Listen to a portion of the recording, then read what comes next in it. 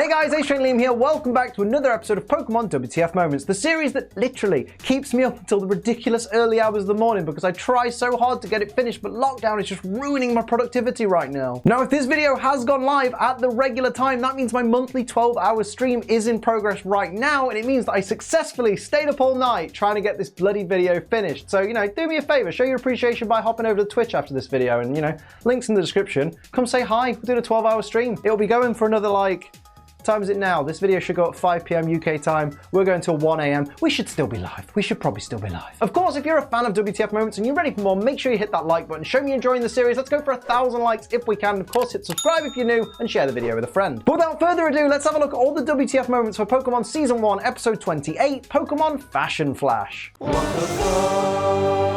We start the episode with Ash, Misty, and Brock walking down Scissor Street, a street famous for being the place where the best Pokemon breeders go to get the best Pokemon breeder. Wait a minute, why has that Bulbasaur got a blue mohawk? Actually, a better question would be, how has that Bulbasaur got a blue mohawk? Bulbasaur doesn't have any hair? Listen, I'm not looking to bash Team Rocket. However, I must say, when you are part of an evil organization called Team Rocket and you want to do things in disguise, why would you call your Salon Salon Roquet, which is so dangerously close to being your actual evil team name? Like, anyone could figure this shit out. I know that's supposed to be the joke, but it does just annoy me when they don't even try. Brock asks if this is meant to be a Pokemon or a Christmas tree. Brock, mate, I'm not being funny, but if your Christmas trees at home look like this, I feel so sorry for all of your little brothers and sisters. With a Christmas tree like that, their Christmases must have sucked. We see Jessie swishing her brush back and forth behind this Raichu, but somehow painting designs on its front at the same time. That's just impressive. It's moments like this that I realize. As a kid 20 years ago, I most likely saw this episode of Pokemon with this Dodrio that's been shaved to have a mohawk. But based on the fact that I don't remember it, I must have repressed that memory because of how horrifying it is. And honestly, it makes me regret starting this series because now I've had to bloody see it again. Direct quotes from Misty and Ash. Look, isn't that Vulpix the cutest thing? Don't you just want to hug it? What is it? Weren't you listening? It's a Vulpix. Direct quote from Dexter. As it evolves, it grows even more tails. Even more? Man, all those tails must be hard to keep track of. Gee, I wonder if there's a way to remember the number of tails Vulpix's evolved form has. Misty picks up Vulpix and it responds by burning away her entire face, and then hopping back onto its little throne to have a nice little nap. Vulpix is a sociopath, confirmed. Brock asks Suzy, the store owner, if he can be her pupil. What a dick move on the part of Brock. He made out he was going to travel with Ash and Misty, and you figured he was going to travel with them for quite a long time, but as soon as he gets to the first opportunity, he tries to bail. Bad friend. Well, actually, Liam, I think you'll find Brock was quite upfront about wanting to be the world's best Pokemon breeder, so it's not like he was dishonest with Ash and Misty. Sure, but when he said he wanted to travel with them, he could have at least added, oh, by the way, once we get to a place called Scissor Street, there's one shop there where I'm going to ask the owner if I can stay there as a pupil. Technically, he's lied by omission. According to Brock, the readers of Pokemon Friends magazine named Suzy the most popular breeder of the year 4 years running. Most popular doesn't automatically equal best, though, does it? And apparently, her hugely popular website records 10,000 hits a day. Hang on a minute. My YouTube channel gets double those figures every day, so does that mean I'm popular too? Nope. Still a nobody. In all seriousness though, 10,000 hits in the 90s is pretty incredible. It's probably the equivalent to what a million sub YouTuber is nowadays. No wonder Brock's making a big deal of Suzy's Vulpix. It's got 7 tails. Vulpix are only meant to have 6. I get that it's an anime trope where the guy who's infatuated with a girl acts really overly formal, but the fact that Brock got up from his seat, which was next to Suzy, just so he could stand up straight before talking to her, really annoys me. I really hope there aren't guys out there that see these kinds of tropes and think that they're the proper way to act. There probably are. Brock thanks Vulpix for enjoying the Pokemon food that Brock made with his own recipe, and he bows so hard that he slams his face on the table and spills everyone's drinks everywhere. Brock, mate, you realize that's not what people mean when they say you're supposed to make girls wet, right? Apparently Misty's idea of style is dressing up Pikachu as my late grandma, who my family affectionately called Grandma Stinky because she stank a piss. Great style, Misty. According to Suzy, whenever a Pokemon has been injured in battle, it should be given a therapeutic massage. But can you imagine trying to massage a Ghastly or a Muck? It'd be weird. Direct quote from Suzy. Ash, would you please massage Pikachu's cheeks just like I showed you earlier? Suzy, Phrasing. Why is this Pidgey wearing pasties? Does this Pidgey have an OnlyFans? I mean, if so, gotta respect the hustle, to be honest. If people are willing to pay, make that money, girl. Meanwhile, Misty walks into Team Rocket's salon and they start giving her a makeover, but then Meowth blurts out that they should be grilling her for information on Ash's Pikachu, and only then does Misty realize that it's Team Rocket. Mate, they're technically not even wearing disguises, they're just wearing glasses. Misty is dumb as fuck, confirmed. But you know what's not dumb as fuck? Using code ACE to save money on G Fuel. Today I'm drinking bubblegum. It is lush, it is refreshing, it is sweet. Watch me enjoy this.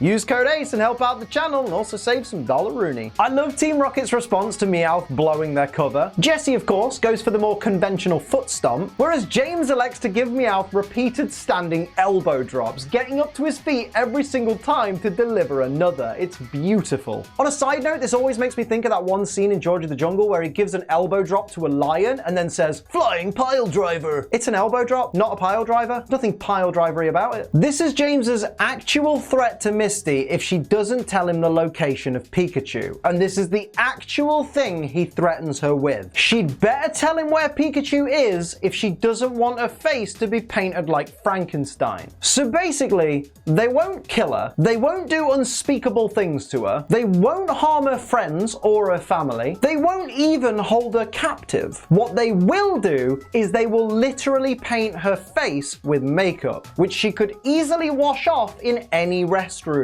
Great threat, guys. She's sure to talk now. After Psyduck runs off and alerts the others, Brock and Ash rush over to the salon to find Misty, and Team Rocket are interrogating her right in view of the main door. You'd have thought they'd have at least moved the interrogation to a back room or behind one of those like partition wall things. What if a regular customer walked in? Misty gets annoyed because Ash and Brock laugh at her makeup, huffing "dumb boys" under her breath, but Brock and Ash aren't laughing at your makeup because they're dumb boys. They're laughing because it friggin' sucks. You've literally got a star, a teardrop, a clown nose, and a slice of angel cake painted on your face. In what universe is this supposed to not look shit? Jessie says Misty won't be finished with her makeup until she looks like this. What?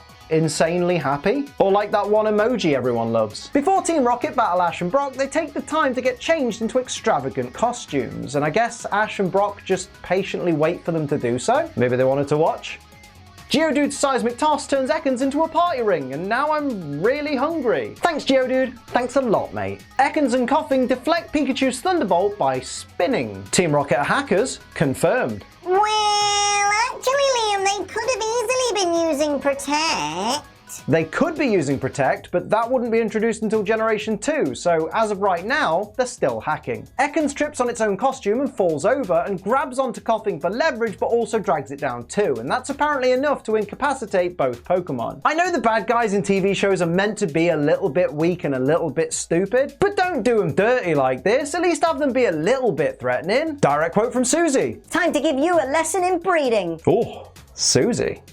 Thought you'd never ask. Suzy's Vulpix uses Fire Spin, which shows that it's at least level 42, which also means it has no moves left to learn. If she's as good at raising Pokemon as we're led to believe she is, why has she not used a Fire Stone on this Vulpix yet? I mean, to be fair, I never Water Stone my Poliwhirls, but that's not the point. This always reminds me of how broken moves like Fire Spin and Bind are in Generation 1. Like, it feels weird hearing Fire Spin referred to as Vulpix's greatest attack, but back in Generation 1, if you got trapped in Fire Spin, you were not getting out and you couldn't do anything about it. So after Team Rocket are gone, it turns out Misty got caught up in Vulpix's Fire Spin too. And I'll bet being painted to look like Frankenstein doesn't sound too bad now, does it, Misty? So Suzy decides that she's going to go off and travel so she can learn to raise Pokemon even better, but doesn't even ask or offer if she wants to go with Ash and his friends, which is a bit awkward. But then I guess she doesn't really know them and she wants to do this on her own, which is totally fair. But then she asks Brock to take her Vulpix with him. But how's she meant to learn more about raising Pokemon if she's literally just given her Pokemon away? So Brock pulls out a Pokeball and Vulpix gets sucked straight into it without even touching the ball. Which is weird because as far as we've been led to believe in this series, a Pokemon has to be touched by a Pokeball in order to activate the catch mechanic, and sometimes Pokemon can even bat away Pokeballs with parts of their body without triggering that mechanic. And also you can't catch a Pokemon that's owned by another trainer, which means that has to have been Vulpix's original Pokeball. But why does Brock have it? Do you think Brock could have picked up Vulpix's Pokeball earlier with the intent of stealing it as he leaves? There's a conspiracy theory for you. Ash takes one look at Misty and bursts into laughter, as anyone would, given the state of her. Misty then tries to make out that her look is fashionable. Bollocks, you look a mess, girl. Go wash up. Now look, I know this episode was short, but as I said in a previous episode, not all episodes are going to be winners. Sometimes they just don't give us enough to work with, and that's okay. But speaking of winners, our Nintendo Switch Lite giveaway is still going, so go and check that out in the description of the previous video. I'll be selecting the winner after midnight on Saturday night, which is July the 4th, 2020. And of course, good luck to everybody who enters. And just to keep you guys in the loop, last week's video that had the giveaway in it got flagged by YouTube with a community guideline warning for apparently deceptive practices. Which is weird because it was a video talking about a legitimate giveaway where the prizes are actually being given out by UK's Nintendo officers. But long story short, I appealed the community guideline warning, which was risky because if I failed the appeal, it would have turned into a community guideline strike. But luckily, we won and the community guideline warning was removed.